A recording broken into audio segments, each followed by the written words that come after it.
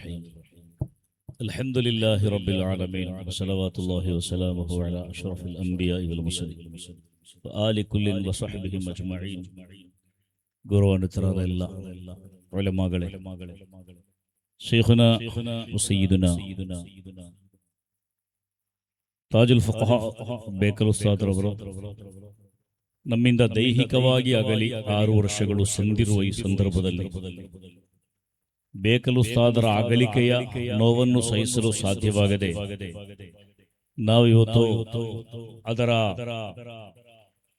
ಬಲು ದೊಡ್ಡ ನಷ್ಟವನ್ನು ಅನುಭವಿಸ್ತಾ ಇದ್ದೇವೆ.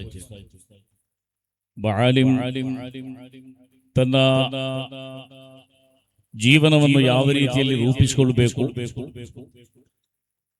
ಉಲಮಾಗಳ ಜವಾಬ್ದಾರಿಗಳ ಅತ್ಯಂತ ಸ್ಪಷ್ಟವಾದ ಉದಾಹರಣೆಯಾಗಿ ಎಷ್ಟೇ ಪ್ರೀತಿಯಿಂದ ಸಲುಗೆಯಿಂದ ಮಾತನಾಡಿದರೂ ಕೂಡ ಧಾರ್ಮಿಕ ವಿಚಾರಗಳು ಬಂದ ಸಂದರ್ಭಗಳಲ್ಲಿ, ಅದರಲ್ಲೇನಾದರೂ ತಪ್ಪುಗಳು ಬರುವ ಸಂದರ್ಭಗಳಲ್ಲಿ ಅದು ಬಹಳ ದೊಡ್ಡ ಮಟ್ಟದಲ್ಲಿ ಧರ್ಮರೋಷವನ್ನು ಪ್ರಕಟಿಸುವಂತಹ ಒಂದು ಮಹತ್ವದ ವ್ಯಕ್ತಿತ್ವವಾಗಿತ್ತು ಶೇಖನ ಬೇಕಲ್ ಉಸ್ತಾದರು. ಒಂದು ಸಂದರ್ಭದಲ್ಲಿ ನನಗೆ ಪರಿಚಯ ಇರುವ ವ್ಯಕ್ತಿ ಅವರ ಮಗಳ ತಲಾಖ್ ಸಂಬಂಧವಾದ ಒಂದು ವಿಷಯದಲ್ಲಿ ಬೇಕಲ್ ಉಸ್ತಾದ್ ಹತ್ರ ನೀವು ಬರಬೇಕು ಅಂತ ನನ್ನನ್ನು ಕರ್ಕೊಂಡು ಹೋದ್ರು. ಅವರು ನಿಜವಾಗಿ ಅವರ ಮಗಳ ಗಂಡ ತಲಾಖ್ ಹೇಳಿರ್ಲಿಲ್ಲ. ಅವರಿಗೆ ಆ ಹುಡುಗಿಯನ್ನ ಬೇರೊಬ್ಬರಿಗೆ ಮದುವೆ ಮಾಡಿಕೊಡುವಂತಹ ಒಂದು ಉದ್ದೇಶ ಇತ್ತು. ಒಬ್ಬ ಶ್ರೀಮಂತನಿಗೆ ಅವಳ ನಿಜವಾದ ಗಂಡ ತಲಾಖ್ ಹೇಳಿರಲಿಲ್ಲ. ತಲಾಖ್ ಹೇಳದೇನೆ ಆ ಹುಡುಗಿಯನ್ನು ಇನ್ನೊಬ್ಬನಿಗೆ ಯಾವ ರೀತಿ ಮದುವೆ ಮಾಡಿಕೊಡ್ಬೋದು ಎನ್ನುವುದರ ಬಗ್ಗೆ ಈ ಮನುಷ್ಯನಿಗೆ ಯಾವುದಾದರೊಬ್ಬ ಖಾಸಿಗಿಂದ ಫತ್ವಾ ಬೇಕು. ಅವರು ಹೇಳಿದರು, ಬೇಕಲ್ ಉಸ್ತಾದ್ ನನಗೆ ಸಂಬಂಧಿ, ನಾವೆಲ್ಲ ಮೊದಲು ಇದೇ ಊರಲ್ಲಿ ಒಟ್ಟೊಟ್ಟಿಗೆ ಇದ್ದವರು, ಆದ್ದರಿಂದ ಬೇಕಲ್ ಉಸ್ತಾದ್ ನನಗೆ ನನ್ನ ಪರವಾಗಿ ತೀರ್ಪು ಕೊಡ್ತಾರೆ ಅಂತ ಹೇಳಿ ನೀವು ಬಂದ್ರೆ ಸಾಕು, ಮಾತಾಡೋದು ನಾನು ಮಾತಾಡ್ತೇನೆ ಅಂತ ಹೇಳಿದ್ರು. ಬೇಕಲ್ ಉಸ್ತಾದ್ ಹತ್ರ ನಾವು ಹೋದೆವು. ನಾನು ಮೊದಲೇ ಹೇಳಿದೆ, ಇವರು ಏನಾದ್ರೂ ಒಂದು ಎಡವಟ್ಟು ಮಾಡ್ತಾರೆ ಅಂತ ಗೊತ್ತಿತ್ತು. ನಾನು ಇವರಿಗೆ ದಾರಿ ತೋರಿಸಲಿಕ್ಕೆ ಮಾತ್ರ ಬಂದದ್ದು ಉಸ್ತಾದ್. ಇವರ ವಿಚಾರಗಳಿಗೆ ನಾನು ಭಾಗಿಯಲ್ಲ, ಅದರಲ್ಲಿ ನನಗೆ ಏನು ಶೇರ್ ಇಲ್ಲ. ಬೇಕಲ್ ಉಸ್ತಾದ್ ಅವರನ್ನು ಬಹಳ ಪ್ರೀತಿಯಿಂದ ಸ್ವೀಕರಿಸಿದ್ರು. ಅವರಿಬ್ಬರೂ ಕೂಡ ಒಂದು 10-15 ನಿಮಿಷ ಅವರ ಸಂಬಂಧಗಳ ಬಗ್ಗೆ ಮಾತನಾಡಿದರು. ಹಾಗೆ ನೋಡುವಾಗ ಬೇಕಲ್ ಉಸ್ತಾದರ ಅಜ್ಜ ಆ ರೀತಿ ಇವರ ಅಜ್ಜೆಲ್ಲ ಒಂದಾಗುವ ಒಂದೇ ಸಂಬಂಧದ ಕುಂಡಿಗಳಲ್ಲಿ ಬೆಸೆಯುವಂತಹ ಒಂದು ಸನ್ನಿವೇಶ ಬಂತು. ತುಂಬಾ ಹೊತ್ತು ಮಾತಾಡಿದ್ರು, ಚಹಾ ಕೊಟ್ರು, ಬಹಳ ಪ್ರೀತಿಯಿಂದ ಅವರನ್ನು ಸ್ವೀಕರಿಸಿದ್ರು.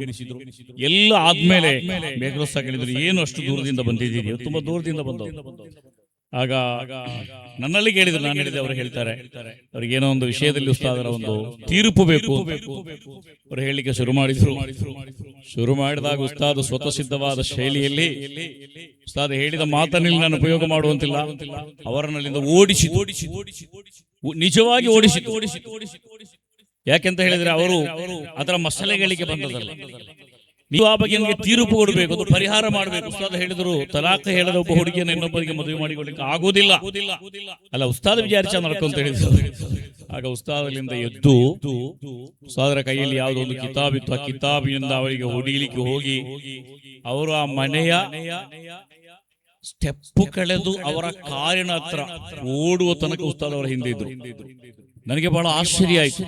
5 ನಿಮಿಷಗಳ ಹಿಂದೆ ಇಷ್ಟು ಪ್ರೀತಿಯಿಂದ ಸಂಬಂಧಗಳನ್ನೆಲ್ಲ ಮೆಲುಕು ಹಾಕಿ ಆ ಸಂಬಂಧಗಳಲ್ಲಿ ಇವರಿಬ್ಬರು ಒಂದೇ ಕುಟುಂಬಕ್ಕೆ ಸೇರುವ ರೀತಿಯಲ್ಲಿ ಅನ್ಯೋನ್ಯವಾಗಿ ಮಾತನಾಡಿದವ ಉಸ್ತಾದ್ ದೀನ್ಗೆ ಸಂಬಂಧಪಟ್ಟ ಒಂದು ವಿಚಾರದಲ್ಲಿ ಅವರು ಉಸ್ತಾದರನ್ನ ದುರುಪಯೋಗ ಮಾಡ್ತಾರೆ ಅಂತ ಅನಿಸಿದಾಗ ಅವರೊಂದಿಗೆ ಮಾಡಿದ ವರ್ತನೆ ಉಸ್ತಾದರ ನಿಜವಾದ ಗೀರತ್, ಧರ್ಮರೋಷದ ಅತಿ ದೊಡ್ಡ ಉದಾಹರಣೆಯಾಗಿತ್ತು. ಆದ್ದರಿಂದಲೇ ಬೇಕಲ್ ಉಸ್ತಾದ್ ನಮಗೆ ಆಪ್ತರಾಗ್ತಾರೆ, ನಮಗೆ ಪ್ರೀತಿ ಪಾತ್ರರಾಗ್ತಾರೆ. ನಾವು ಅವರ ಮೇಲೆ ಅಭಿಮಾನಗಳನ್ನು ಹೊಂದುತ್ತೇವೆ.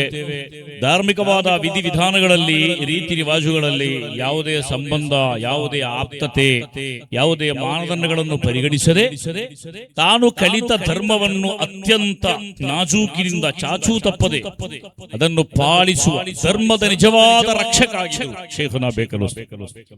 ಧರ್ಮದ ನಿಜವಾದ ರಕ್ಷಕ. ಆಲಿಮ್ನ ಜವಾಬ್ದಾರಿ ಏನೆಂದರೆ ಧರ್ಮ ಧರ್ಮವನ್ನು ಸಂರಕ್ಷಣೆ ಮಾಡು, ದೀನನ್ನು ಸಂರಕ್ಷಣೆ ಮಾಡು. ಆದ್ದರಿಂದಲೇ ಇಲ್ಮು ಉಳ್ಳವರನ್ನು ಅಲ್ಲಾಹು ಸುಬ್ಹಾನಹು ವ ತಆಲಾ ಅಲ್ಲಾಹನ ಸಾಕ್ಷಿಗಳಾಗಿ ಘೋಷಣೆ ಮಾಡಿದ. ಶಹಿದಲ್ಲಾಹು ಅನ್ನಹು ಲಾ ಇಲಾಹ ಇಲ್ಲಾ ಹುವ ವಲ್ ಮಲಾಯಿಕತು ವ ಉಲುಲ್ ಇಲ್ಮ್. ಅಲ್ಲಾಹು ಇದ್ದಾನೆ ಎನ್ನುವುದಕ್ಕೆ 3 ಸಾಕ್ಷಿಗಳು. ಅಲ್ಲಾಹನನ್ನು ಕಾಣಲಿಕ್ಕೆ ಆಗುವುದಿಲ್ಲ, ಮುಟ್ಲಿಕ್ಕೆ ಆಗುವುದಿಲ್ಲ, ಅಲ್ಲಾಹನನ್ನು ಕಲ್ಪಿಸಿಕೊಳ್ಳಿಕ್ಕೆ ಆಗುವುದಿಲ್ಲ. ವಲಂ ಯಕುಲ್ ಲಹು ಕುಫುವನ್ ಅಹದ್, ಅವನಿಗೆ ಸಮಾನವಾದ ಯಾವುದೂ ಇಲ್ಲ.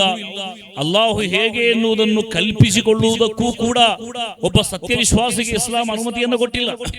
ಹಾಗಿರುವಾಗ ಅಲ್ಲಾಹನನ್ನು ಕಲ್ಪಿಸಿಕೊಳ್ಳಲು ಸಾಧ್ಯವಾಗದ ಒಂದು ಶಕ್ತಿಯಲ್ಲಿ ನಂಬಿಕೆ ಇರಿಸಬೇಕು ಅಂತ ಅಲ್ಲಾಹ್ ನಮ್ಮಲ್ಲಿ ಆದೇಶ ಮಾಡುವಾಗ ಆ ಅಲ್ಲಾಹನ ಅಸ್ತಿತ್ವದ ಬಗ್ಗೆ, ವಜೂದನ ಬಗ್ಗೆ ಅಲ್ಲಾಹು ಹೇಳುವಂತಹ 3 ಸಾಕ್ಷಿಗಳಲ್ಲಿ ಒಂದು ಸಾಕ್ಷಿ ಇಲ್ಮು ಉಳ್ಳವರು, ಉಲಮಾಗಳು ಅಂತ ಕುರ್ಆನ್ ಹೇಳಿದೆ. ಉಲಮಾಗಳೆಂದರೆ ಅಲ್ಲಾಹನ ಅಸ್ತಿತ್ವದ ಮೇಲಿರುವ ಅಲ್ಲಾಹನ ಸಾಕ್ಷಿಗಳಾಗಿದ್ದಾರೆ. ಅದು ಸಣ್ಣ ವಿಚಾರವಲ್ಲ. ಜನಸಾಮಾನ್ಯರ ವಿಶ್ವಾಸವನ್ನು ಸಂರಕ್ಷಣೆ ಮಾಡುವಲ್ಲಿ ಅಲ್ಲಾಹು ಅಂತ ಒಂದು ಗೈಬಾದ, ಅನ್ಸೀನಾದ ಒಂದು ವಿಚಾರವನ್ನು ನಾವು ನಂಬಬೇಕಾದಂತಹ ಒಂದು ಸಂದರ್ಭದಲ್ಲಿ ಆ ನಂಬಿಕೆ ನಮ್ಮ ಹೃದಯಕ್ಕೆ ನಾಟಿ ನಾವದನ್ನು ಸ್ವೀಕಾರ ಮಾಡಬೇಕಾದ್ರೆ ನನಗೆ ಕೆಲವೊಂದು ಪುರಾವೆಗಳ ಅಗತ್ಯ ಉಂಟು. ಆ ಪುರಾವೆಗಳಾಗಿ ಅಲ್ಲಾಹು ನಮಗೆ ಒದಗಿಸಿಕೊಟ್ಟದ್ದು ಉಲಮಾಗಳು. ಆ ಸಚ್ಚರಿತರಾದ ಧಾರ್ಮಿಕವಾದ ವಿಚಾರಗಳಲ್ಲಿ ಯಾವುದೇ ರಾಜಿಗೆ ಸನ್ನದ್ಧರಲ್ಲದ, ತಾವು ಕಲಿತಂತಹ ಇಲ್ಮನ್ನು ಯಾವುದೇ ಭೌತಿಕ ಆಮಿಷಗಳಿಗೆ ಅಥವಾ ವ್ಯಾಮೋಹಗಳಿಗೆ ಬಲಿಯಾಗಿ ಅದರಲ್ಲಿ ಯಾವುದೇ ರೀತಿಯಲ್ಲೂ ಕೂಡ ಸಂಧಾನ ಪ್ರಕ್ರಿಯೆಗಳಿಗೆ ತಯಾರಾಗದ ಈ ಪವಿತ್ರವಾದ ದೀನ್ಗಾಗಿ ತನ್ನ ಜೀವವನ್ನು ಮುಡಿಪಿಟ್ಟ ಒಬ್ಬ ಮಹಾತ್ಮರಾಗಿದ್ದರು ಶೇಖುನಾ ಬೇಕಲೋಸ್ತಾದ್. ಎಲ್ಲರಿಗೂ ಸಲ್ಲುವವರಾಗಿದ್ದರು. ಅದರ ಅರ್ಥ ಏನೆಂದರೆ ಯಾವುದೇ ಒಂದು ಸಭೆಗೆ ಹೋದರೂ ಕೂಡ ಸಭೆಯನ್ನು ಯಾವ ರೀತಿ ನಿಭಾಯಿಸಬೇಕು ಅಂತ ಅವರಿಗೆ ಅರಿವಿತ್ತು. ಒಂದು ಭಾಷಣದ ವೇದಿಕೆಗೆ ಹೋದರೆ ಆ ವೇದಿಕೆಗಳಲ್ಲಿ ಯಾವ ರೀತಿಯ ಭಾಷಣವನ್ನು ಮಾಡಬೇಕು ಎನ್ನುವುದು ಅವರಿಗೆ ಅರಿವಿತ್ತು. ಒಂದು ಸಭೆಗೆ ಹೋದರೆ ಆ ಸಭೆಯಲ್ಲಿರುವ ಸಭಿಕರ ಆಡಿಯನ್ಸ್ಗಳ ಮನಸ್ಸನ್ನು ಓದುವಂತಹ ಒಂದು ಅದ್ಭುತವಾದ ಶಕ್ತಿ ಅವರಿಗಿತ್ತು. ಆದ್ದರಿಂದ ಬೇಕಲೋಸ್ತಾದರ ಭಾಷಣಗಳು ಎಲ್ಲೂ ಕೂಡ ವಿಫಲವಾಗಿಲ್ಲ.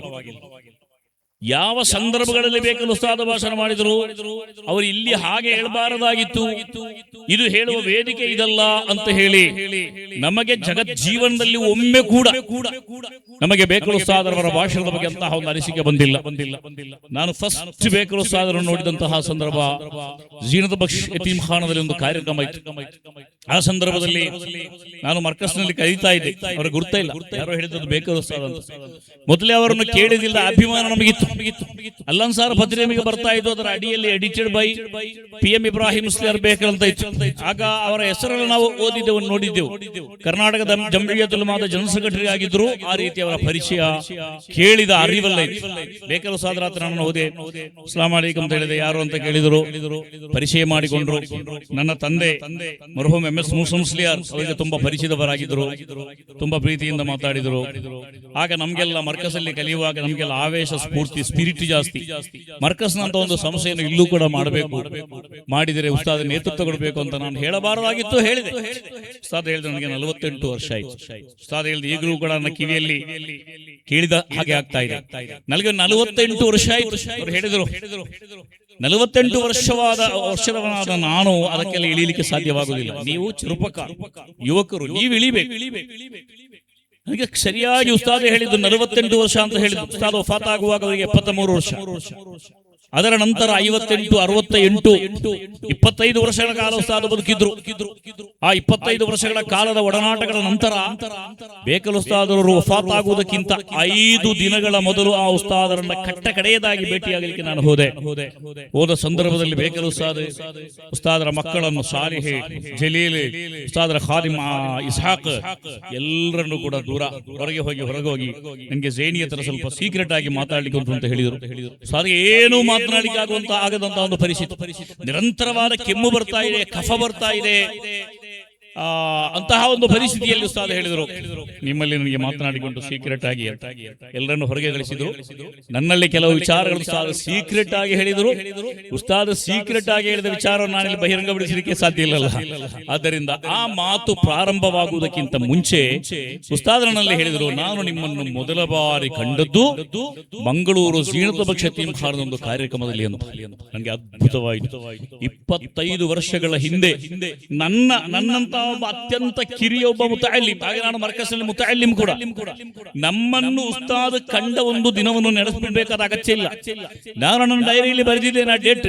ಇವತ್ತು ನಾನು ಬೇಕಲ್ ಉಸ್ತಾದರನ್ನ ಮಂಗಳೂರು ಜಿನತ್ ಬಕ್ಷ ಯತೀಮ್ಖಾನಾದ ಅಂಗಡದಲ್ಲಿ ನಾನು ಭೇಟಿಯಾದಂತ ಬರೆದಿಟ್ಟಿದ್ದೆ. ನನಗೆ ಅದು ಮುಖ್ಯವಾಗಿ ಬೇಕಲ್ ಉಸ್ತಾದರನ್ನೊಬ್ಬ ಮಹಾಮನೀಷಿಯನ್ನ ಮೊಟ್ಟ ಮೊದಲು ಕಾಣುವುದು, ಮಾತನಾಡುವುದು, ಅವರು ನನ್ನನ್ನು ಪರಿಚಯ ಮಾಡಿಕೊಳ್ಳುವುದು, ನಾವು ಸಂಭಾಷಣೆ ಮಾಡುವುದು ನನ್ನ ಮಟ್ಟಿಗೆ ಅದು ಬಹಳ ವಿಶೇಷವಾಗಿತ್ತು.